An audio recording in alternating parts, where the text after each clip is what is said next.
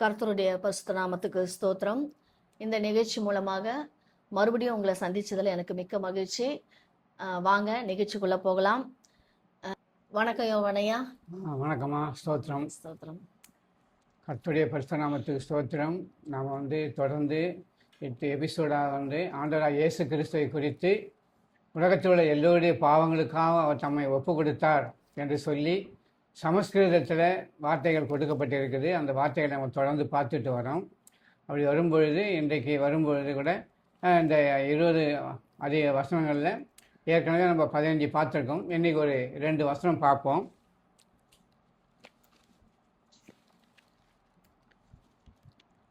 அதாவது ரிக்வேதத்தில் சொல்லப்பட்டிருக்கு 10ஆம் அதிகாரம் 90வது வசனத்திலையும் 7ஆம் அதிகாரம் 15ஆம் வசனத்திலையும் முள்முடி சூட்டப்பட வேண்டும், ஆண்டவராக இயேசு கிறிஸ்துவுக்கு முள்முடி சூட்டப்பட வேண்டும் என்று சொல்லி சமஸ்கிருதத்தில் இந்த வார்த்தைக்கு அது அர்த்தம் சொல்லப்படுது.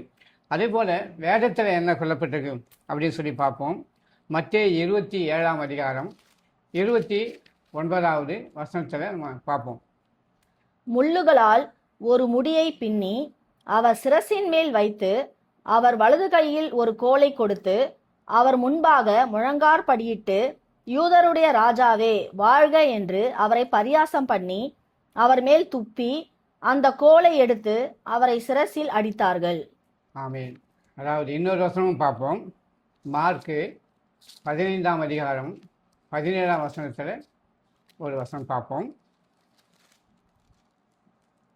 சிவப்பான மேலங்கியை அவருக்கு உடுத்தி முள்முடியை பின்னி அவருக்கு சூட்டி யூதருடைய ராஜாவே வாழ்க என்று அவரை வாழ்த்தி அவரை சிரசில் கோலால் அடித்து அவர் மேல் துப்பி முழங்கால் படியிட்டு அவரை வணங்கினார்கள். 2 வசனத்தில் என்ன சொல்லப்பட்டிருக்கு? அவருக்கு முள்முடியை சூட்டி அவரை கோலால் அடித்து அவரை வணங்கி இப்படியெல்லாம் சொல்லி அவரை அவமானப்படுத்துகிறாங்க, கேவலப்படுத்துகிறாங்க. எதுக்காக? உலகத்தில் உள்ள எல்லோருடைய பாவங்களையும் போக்க வந்த அவருக்கு இப்பேற்பட்ட ஒரு தண்டனையை இந்த உலகம் கொடுக்குது. ரோம பேரரசு அவருக்கு கொடுக்குறத நம்ம பார்க்குறோம். இன்னொரு வசனம் பார்ப்போம். பிறனிறக்க உபினியாசம் என்று சொல்லக்கூடிய ஒரு அதிகாரத்தில் 3வது அதிகாரம் 9வது வசனம் 38வது வசனம் என்ன சொல்லப்படுது சொன்னால், ஆணி அடித்து மரத்தில் தூக்குவார். ஆண்டவராக இயேசு கிறிஸ்துவை ஒரு சிலுவை மரத்தை தரையில் படுக்க வச்சுட்டு அதில் ஒரு மல்லாக்கா படுக்க வச்சு 2 கையிலையும் தனித்தனியாக ஒரு ஆணி அடித்து 2 காலையும் இணைச்சி ஒரு ஆணி அடித்து அந்த 3 ஆணிகளால் அவர் என்ன பண்ணாலும் தூக்கி ஒரு குழி போட்டு தோண்டி அந்த குழியில் அந்த சிலுவையை நிற்க வைப்பாங்க. அதுதான் தூக்கி நிறுத்துவார்கள் என்று சொல்லப்பட்டிருக்கிறது. இங்கே ஆணி அடித்து மரத்தில் தூக்குவார் என்று சொல்லப்பட்டிருக்கு. லூக்கா 23ஆம் அதிகாரம் 33வது வசனம் என்ன சொல்லிருக்கு அந்த வசனத்தை குறித்துன்னு சொல்லி பார்ப்போம். லூக்கா 23:33வது வசனம்.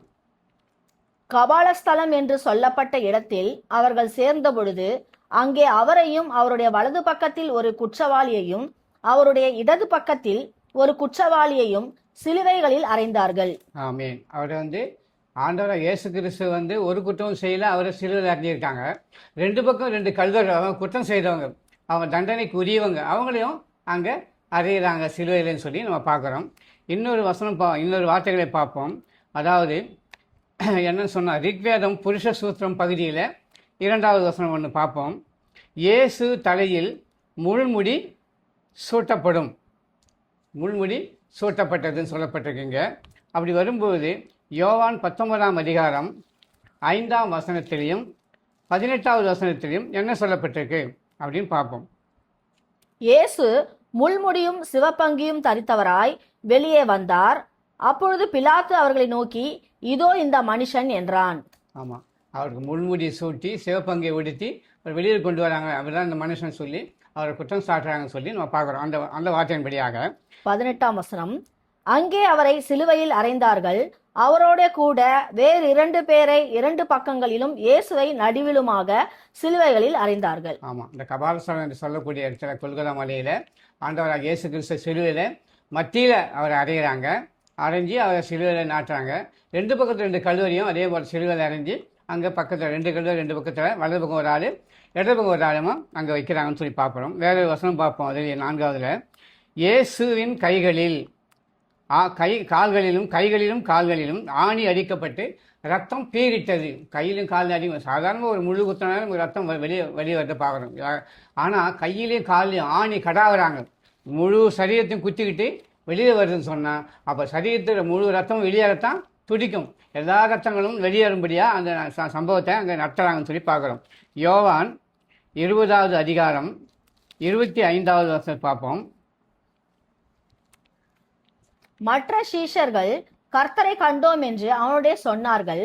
அதற்கு அவன், அவருடைய கைகளில் ஆணிகளால் உண்டான காயத்தை நான் கண்டு, அந்த காயத்திலே என் விரலை விட்டு என் கையை அவருடைய விலாவிலே போட்டாலொழிய விசுவாசிக்க மாட்டேன் என்றான். ஆமாம், அவரோடு கூட இருந்து 12 சீஷர்கள் ஒருத்தர் தோமான்றவர் அவரோடு கூட இருந்தார், அவரோடு சாப்பிட்டாரு, அவரோடு படுத்தார், அவர் பார்த்த அவர் செய்த அற்புத அடையாளங்களை எல்லாம் கண்ணார கண்டார்.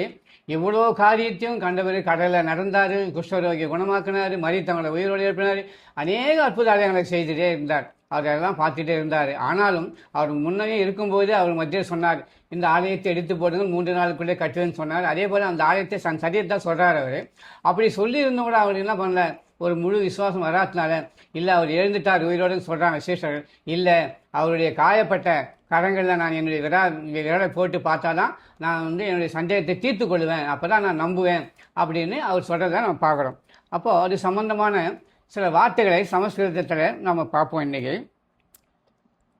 அன்பின் சகோதரரே, சிந்தித்து பாருங்கள், இந்த பலி யார்?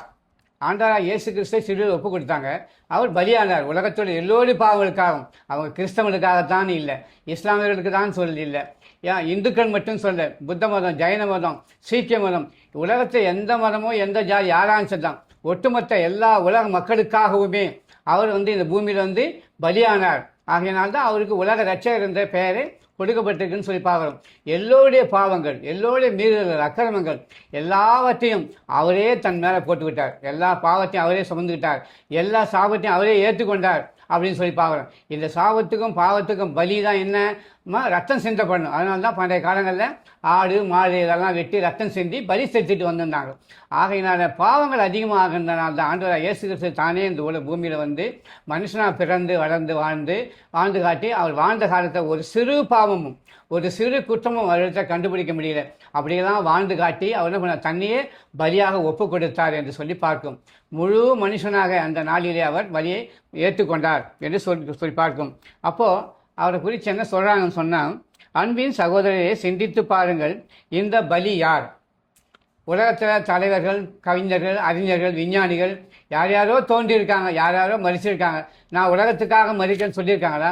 இல்லை உலகத்துக்காக மறிச்சிருந்தா 3ஆம் நாள் உயிரோடு எழுந்து வந்திருக்காங்களா? யாருமே இல்லை. ஆண்டவராகிய இயேசு கிறிஸ்து மட்டும்தான் உலகத்துக்கு மக்களுக்காக அவங்களுடைய பாவங்களுக்காக மறித்தவர், 3ஆம் நாள் உயிர்த்தெழுந்து வந்தவர் என்று சொல்லி நம்ம பார்க்குறோம். ஆகையினால் தான் அவரை குறித்து சாட்சி சொல்கிறாங்க. அன்பின் சகோதரரை சிந்தித்து பாருங்கள், இந்த பலி யார்? பைபிள் கூறுகிறது, இயேசுவே தேவ ஆட்டுக்குட்டி. யாரா? ஆண்டவராகிய இயேசு கிறிஸ்து தான் அந்த தேவ ஆட்டுக்குட்டி என்று சொல்லப்படுகிறது. மரத்தில் அடிக்கப்பட்டார், அவருடைய கை கால்களில் ஆணி வைத்து குத்தி ரத்தம் வடிய விட்டப்பட்டது, அவருடைய வஸ்திரத்தை சீட்டு போட்டு எடுத்தார்கள். அதாவது ஆண்டவராகிய இயேசு கிறிஸ்து ஒரே ஒரு அங்கியை மேலே எந்த தையிலும் இல்லாதபடிக்கு முழு அங்கேயே மேலே போட்டு இருந்தார். அந்த ஆடை மேலே சீட்டு போட்டு அதெல்லாம் கீழ்ச்சிட்டுறாங்க. மேல் ஆடை மட்டும் இது எனக்கு வேணும் உனக்கு வேணும்னு சொல்லி அவங்களுக்குள்ள என்ன பண்ணுறாங்க, வாதம் பண்ணுறாங்க. சரி சீட்டு போட்டு எடுப்போம் அப்படின்னு சொல்லி சீட்டு போட்டு விழும்போது அது யார் பேர் விழுந்து அவங்க அந்த சீட்டை அந்த ஆடை கிழிக்காமல் அவங்க எடுத்துக்கொள்கிறாங்கன்னு சொல்லி வேதத்தில் சொல்லப்பட்டிருக்கு. அதே மாதிரி இங்கேயும் சொல்லப்படுது. என்ன சொல்கிறாரு? அவருடைய வஸ்திரத்தை சீட்டு போட்டு எடுத்தார்கள். வேதத்திலையும் சொல்லப்பட்டிருக்கு சீட்டு போட்டு எடுத்துனாங்க சொல்லி. இங்கே சமஸ்கிருத புத்தகத்திலையும் சொல்லப்பட்டிருக்கு அந்த உடையின் மேலே சீட்டு போட்டு அந்த வஸ்திரத்தை எடுத்துக்கொண்டாங்கன்னு சொல்லி பார்க்குறோம். அவர் பாடுகளின் மத்தியில் மௌனமாக இருந்தார். அவர் பட்ட பாடுகள் மௌனம். ஒரு வாயின் திறக்கலை, ஒன்றும் வாய் திறந்து எதுவும் பேசலை, எடுத்து பேசலை, ஒரு வார்த்தையும் கூப்பிடலை, ஒன்றுமே இல்லை. அமைதியாக ஏற்றுக்கொண்டார். யாருக்காக? உலகத்தோட நம்ம எல்லோருடைய பாவங்களுக்காகவும், என்னுடைய பாவங்களுக்காக, உங்களுடைய பாவங்களுக்காக, உலகத்தோட எல்லோருடைய பாவங்களுக்காகவும் அவர் இந்த சிலுவை பாடுகளை ஏற்றுக்கொண்டார். சிலுவையில் அறையப்பட்டார், ரத்தம் சிந்தப்பட்டு ரத்தம் வடிய வடிய தொங்குகிறார் என்று பார்க்கிறோம். அவர் தன் உயிரை தானே விட்டார். அவர் உயிரை அவரே என்ன பண்ணார்? அவரே விட்டுறார். அவர் ஒன்றும் குற்றவாளியாக போய் நிற்கலை, அவர் ஒன்றும் கொலைபாதகனாக போய் நிற்கலை. அவரே தன்னுடைய உயிரை சிலுவையில் ஒப்பு கொடுத்தாரு, ஏற்றுக்கொண்டாரு, சிலுவையில் மறித்தார். தன் உயிரை தானே அவர் என்ன பண்ணுறாரு, ஒப்பு கொடுக்குறார். யார்? பிதாவிடத்தில் அவருடைய உயிரை ஒப்பு கொடுக்குறான்னு சொல்லி பார்க்குறோம். எலும்புகள் முறிக்கப்படவில்லை. ஆனால் என்ன சொல்லப்படுது, எலும்புகள் முறிக்கப்படவில்லை. இந்த உலகத்தில் இந்துக்கள் இந்து பிராணங்களை ஜனங்கள் இருக்கிறாங்களே, அவங்கெல்லாம் மறிச்சிட்டாங்கன்னு சொன்னால் அவங்க கை கால் எலும்புகளை முறிப்பாங்க. முறித்து அதாவது இப்படி உடைப்பாங்க, உடைச்சி அதை கையை கட்டுவாங்க, காலை மடக்கி வைப்பாங்க, வச்சு சவுத்தை சாய்ச்சி ஒரு ஆணி அடித்து துணி கட்டி உட்கார வைப்பாங்க. அதுபோல் ஆனால் ஆண்டவராக இயேசு கிறிஸ்துவை மறித்தால் தான் அவருடைய கைகளோ கால்களோ எலும்புகள் முறிக்கப்படவில்லை என்று இங்கே கொடுக்கப்பட்டிருக்கிறது பார்க்குறோம். கசந்த காடியை குடிக்க கொடுத்தார்கள். அதாவது புளிப்பு மாதிரி காடி, அந்த மாதிரி தண்ணி என்ன பண்ணாங்க, ஒரு குவளையிலிருந்து ஒரு தடியில் துணி சுற்றி அதை தொட்டு என்ன பண்ணுறாங்க, அந்த சேவகன் அவருடைய நாக்கில் வைக்கிறான். அவரை தண்ணியை கேட்கும் பொழுது வைக்கிறான். அதை அவரை ஏற்றுக்கொள்ள முடியல, காடி. ஆகையினால அப்படிப்பட்ட சம்பவம் நடக்கிறது பார்ப்போம். மாம்சத்தை புசிக்க சொன்னார். யார் அந்த மாம்சம்? ஆண்டவராக இயேசு கிறிஸ்து தான் அந்த மாம்சம். அவர் சிலுவையில் ஒப்பு கொடுக்கறதுக்கு முன்னாடி சீஷரோட கூட அவர் பந்தி இருக்கிறாரு, பஸ்காவை புசிப்போம்னு சொல்லி. அப்போ என்ன பண்ணுறாரு, அவங்களுக்கு அப்பத்தை ஆசிரியத்து கொடுத்து இதையெல்லாம் நீங்கள் பிட்டு சாப்பிடுங்க, இது என்னுடைய மாமிசமாக இருக்குன்னு சொல்கிறார். திராட்சை ரசத்தை ஆசிரியத்து கொடுத்து இது என்னுடைய ரத்தமாக இருக்குன்னு சொல்லி முன்கூட்டியே சொல்கிறார். அதுதான் தன்னுடைய சரீரத்தை சின்னாபின்னமாக்கி தன்னுடைய ரத்தத்தை சிந்தி நமக்காக இந்த நாட்களில் இன்றைக்கும் கூட என்ன பண்ணுறாங்க, இன்றைக்கி குட் ஃப்ரைடேன்னு சொல்லி உலகம் சொல்லுது. அதாவது நல்ல வெள்ளிக்கிழமை அப்படின்னு சொல்லி சொல்கிறாங்க சில பேர். ஆனால் ஆண்டவராக இயேசு கிறிஸ்து இன்னைக்கு தன்னை ஒப்பு கொடுத்த நாள், உலகத்தில் எல்லோருடைய பாவங்களுக்காகவும் தன்னை ஒப்பு கொடுத்த நாள். இன்றைக்கு நம்ம துக்கமுகமாக இருக்க வேண்டியதில்லை. நமக்காக ஒப்பு கொடுத்தார், நமக்காக பாடுபட்டார், நமக்காக உயிரோடு எழுந்திருந்து இன்றைக்கும் பரலோகத்தில் பிதாவுடைய அருள்வாசத்தில் வீட்டிருக்கிறார். ஆகையினால அந்த நாளை நினைவு கூறும்படியாக தான் இந்த நாட்களில் உலகத்துடைய எல்லா ஆலயங்களையும், தேவாலயங்களில், சர்ச்சுகளில் ஆராதனையை நடத்தி அவரை நினைவு கூறுறோம். அவர் ஆண்டவர் சொன்னார், என்னை நினைவு கூறுங்கள், என்னை நினைவு கூறுன்னு சொல்லி பல இடங்களில் பல காரியங்களை குறித்து சொல்லி நினைவு கூறும்படியாக சொல்கிறார். அதுபோல் இன்றைக்கு இந்த நினைவு கூறுதலை இந்த நாளில் நம்ம பார்க்குறோம். மாம்சத்தை புசிக்க சொன்னார், தன்னை உயிரோடு வெளிப்படுத்த உயிரோடு எழுந்தார். மாம்சத்தை புசிக்க சொன்னார் தான், உயிர் விட்டுட்டார், மறிச்சிட்டார். 3ஆம் நாள் அவரை கல்லையில் வச்சு மூடிட்டாங்க தான். ஆனால் 3ஆம் நாள் விடிகாலையில் அவர் உயிரோடு எழுந்து வந்தார். சொன்ன பிரகாரமாக அவர் என்ன பண்ணார், எழுந்து வந்தார்னு சொல்லி பார்க்குறோம். யார் ஐயா அந்த உண்மையான யக்ஜம் சொன்னால் பலி, அந்த உண்மையான பலி யார்? சிந்தித்து பாருங்க சொல்லி முதலே சொல்லிக்கிறத பார்க்குறோம். இந்த இறைவன் உலகின் மக்களை ரட்சிப்பார் என்பதற்கு பல சமஸ்கிருத ஸ்லோகங்கள் உண்டு. அவற்றுள் சில யக்ஜம் பலமானிதர் மானி, பலி செலுத்துதல் இல்லாமல் தேவன் தன்னை பலி செலுத்தாமல் பூமிக்கு பிரயோஜனம் இல்லை. ஆண்டவராக இயேசு கிறிஸ்துவானவர் இந்த உலகத்தை படைத்தவர், உலகத்து மக்களை படைத்தவர், மக்களுக்கு போஜனத்தை கொடுத்து போஷிக்கின்றவர். அவர் தன்னைத்தானே இந்த பூமியில் பலியாகி மனுஷனுக்காக அந்த பலியை ஏற்றுக்கொண்டு உயிரோடு வரணும் அப்படின்னு சொல்லி எழுதப்பட்டிருக்கு தீர்க்கதரிசி மூலமாக. அதைத்தான் சமஸ்கிருதத்தில் எடுத்து சொல்கிறாங்க அவங்க. அப்போ பலி செலுத்துதல் இல்லாமல் என்ன இல்லை, தேவன் தன்னை பலி செலுத்தவர். பலி செலுத்துன்னு சொன்னால் பொதுவாக போட்டுடலாம், இங்கே பிராக்கெட்டில் போட்டுருக்காங்க. தேவன் பலி செலுத்துதல் இல்லாமல், தேவன் தன்னை பலி செலுத்தாமல். அப்போ ஆடு மாடு கோழி இதெல்லாம் புறாவெல்லாம் பலி கொடுத்தாங்க. இப்போ அது தேவையில்லைன்னு சொல்லி அவரே பலியாகணும்னு சொல்லி பிராக்கெட்டில் போட்டிருக்காங்க. தேவன் தன்னை பலி செலுத்தாமல் பூமிக்கு பிரயோஜனம் இல்லை. அவர் பலி கொடுக்குறேன்னு சொன்னால் இந்த பூமிக்கு அதனால் ஒரு பிரயோஜனம் இல்லை, மனுஷனுக்கு எந்த ஒரு லாபமும் இல்லைன்னு சொல்லி சமஸ்கிருதம் சொல்லுது. யக்ஜநாம புவனஜ நாதிக, இந்த உலகம் ரட்சிக்கப்பட வேண்டுமானால் தேவன் பலியாக வேண்டும். இந்த உலகம் ரட்சிக்கப்படணும்னா காப்பாற்றப்படணும். பாவத்திலிருந்து சாபத்திலிருந்து அநேகங்கள் இன்றைக்கு என்னங்க அப்படின்னா பாவம்னு சொல்கிறீங்களேன்னு கேட்கலாம். எதுவாக இருந்தாலும் சரி, குடி, கஞ்சா, போதை மாத்திரை, போதை ஊசிகள், ரகசிய பாவ பழக்கங்கள், இன்னும் அநேக காரியங்கள் சொல்லிகிட்டே போகலாம். மாந்திரிகங்கள், செய்வினைகள், விக்கிரகாராதனைகள், ஆண்டவராக இயேசு கிறிஸ்துவையே ஒரு பொம்மையாவோ சிலுவையாவோ வீட்டுக்குள்ளே மாற்றி வச்சு அதை கையேற்று வணங்கினாலே அது ஆராதனை தேவனுக்குரியது அல்ல. அது மரியாதையோ ஆண்டவர் இயேசு கிறிஸ்துவையோ இல்லை வேறு யாரோ இருந்தாலும் அந்த உருவங்கள் இருந்தால் அது தெய்வங்கள் அல்ல, கடவுள் இல்லை. அந்த உருவத்தை நான் வாசம் பண்ணலைன்னு ஆண்டவர் சொல்லியிருக்கார். ஆகையினால எந்த உருவத்தை நாம் வணங்கக்கூடாது அப்படின்னு சொல்லி நம்ம பார்க்குறோம். இந்த நேரத்தில் யக்ஜாவை ஸ்வர்ண தார்வை எப்படி ஆட்டை கடக்க ஒரு படவி உதவி செய்கின்றதோ அதுபோல பாவ வாழ்க்கையை கடக்க இறைவனின் பலி ஒரு ஓடம் போல உதவி செய்யும். யக்ஜீர தெய்வாயுதம் சகாதா, தெய்வத்தின் பலி மூலமாகவே பக்தர்கள் பரலோக கதி அடைய முடியும். தெய்வத்தினுடைய பலி மூலமாக தான் ஒரு மனுஷன் பரலோகத்துக்கு போகணும்னு சொன்னால் தெய்வத்தினுடைய பலி இல்லாமல் பரலோகத்துக்கு போக முடியாது. தெய்வம் பலி ஆயிட்டார், நிச்சயமாக வரப்போகிறார். இப்போ பேசிக்கொண்டு இருக்கிற இந்த நேரத்தில் வந்தாலும் வரலாம், நாளைக்கு வந்தாலும் வரலாம், இல்லை இன்னும் 100 வருஷம் கழிச்சு வந்தாலும் வரலாம். அது அவருடைய சித்தம். பிதாவுடைய சித்தத்தை நிறைவேற்றி வந்தார். பிதாவுக்கு தெரியும் எப்போ அனுப்பணும் மகன்னு சொல்லி. அப்போ அனுப்புவார். அப்போ கர்த்தருடைய பிள்ளைகள் யாவரும் அந்த நாட்களில் எடுத்துக்கொள்ளப்படுவார். ஆகையினால்தான் ஒருவருமே கைவிடப்படக்கூடாது. அது இஸ்லாமியர்களாக இருந்தாலும், இந்துக்களாக இருந்தாலும், புறமரசர்களாக இருந்தாலும் யாருமே கைவிடப்படக்கூடாது. எல்லோருமே பரலோகத்துக்கு வரணும். அதான் உலகம் சொல்லணும் மோட்சம் சொல்லி, மோட்சத்துக்கு வரணும். அப்படின்றதுனால தான் ஆண்டவராக இயேசு கிறிஸ்து இந்த பூமியிலேருந்து பலியானார் அப்படின்னு சொல்லி நம்ம பார்க்குறோம். உதவு பல யக்ஜீர தெய்வாயுதம் சகாதா, தெய்வத்தின் பலி மூலமாகவே பக்தர் பரலோகதி அடைய முடியும். யக்ஜோத அவதி சக்திய சாவக்ரிய தே, உண்மையான இறைவனின் பலிதான் மனித ஆத்மாக்களை ரட்சிக்கும். உண்மையான தேவனுடைய பலிதான் மனுஷனை ரட்சிக்கும்னு சொன்னால் காப்பாற்றும். பாவத்திலிருந்து, சாபத்திலிருந்து, இன்னும் அநேக பொல்லாத காரியங்களிலிருந்து மனுஷன் சிக்கி தவிச்சிட்டு இருக்கான் இன்னைக்கு. அதில் இருந்தாலும் மீட்டெடுக்கணும்னு சொன்னால் இந்த உலகத்தில் 33 கோடி தேவர்கள் என்று சொல்லுகிறார்கள், 28 அவதாரங்கள் என்று சொல்லுகிறார்கள். 28 அவதாரத்தாலையும் மீட்டெடுக்க முடியாது, 38 முக்கோடி தேவர்களாலும் மீட்டெடுக்க முடியாது. ஆண்டவராக இயேசு கிறிஸ்துவாகிய ரட்சகர் ஒருவரால் மட்டும்தான் மீட்டெடுக்க முடியும். ஆகையினால் தான் அவரே வந்து பலியாகி இன்றைக்கு எங்களை கூட, நான் கூட இந்து குடும்பத்தில் பிறந்தவன் தான், பாரம்பரியமாக இந்து குடும்பத்தில் வாழ்ந்தவன் தான். குடிச்சிட்டு ஈர துணியை கட்டிக்கிட்டு பூஜை பண்ணாமல் சாப்பிட மாட்டேன். அப்படிப்பட்ட ஒரு வைராகியமான குடும்பத்தில் பிறந்து வளர்ந்தவன் தான். என்னை ஆண்டவர் தொட்டார். 19 வயசுல என்ன தேவன் தொட்டார். தொட்டு அவருடைய ருசியை நான் உணரும்படியாக செய்தார்.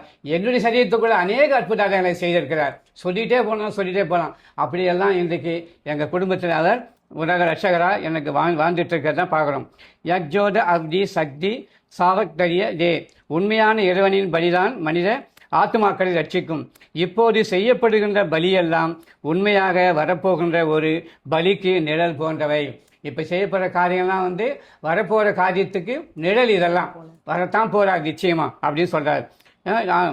இப்படி எத்தனையோ ஸ்லோகங்கள் உண்மையான யஜ்ஞத்தை பலியை குறித்து கூறுகின்றன. அந்த உண்மையான பலி யார் என்று சிந்தியுங்கள். அந்த உண்மையான பலி யார் என்பதை சிந்தியுங்கள். அதை குறித்து ஒரு சில பாடல்கள், ஒரு பாடலில் ஒரு 4 வரியை பாடுவாங்க. பலியானவர் யார், என்ன சம்பந்தம் அப்படின்னு சொல்லிட்டு இன்றைக்கு நம்ம வேதத்தின் அடிப்படையில் எழுதப்பட்ட ஒரு பாடல் பார்ப்போம். காட்டி கொடுத்தான் 30 வெள்ளி, காசுக்காகவே கர்த்தர் இயேசுவை. காட்டி கொடுத்தான் 30 வெள்ளி, காசுக்காகவே கர்த்தர் இயேசுவை கொலை செய்யவே கொண்டு போனாரே. கொல்கதா மலைக்கு இயேசுவை, கொல்கதா மலைக்கு இயேசுவை. பாவிக்கு புகலிடம் இயேசு ரட்சகர், பாரினில் பலியாக மாண்டாரே. பாவிக்கு புகலிடம் இயேசு ரட்சகர், பாரினில் பலியாக மாண்டாரே.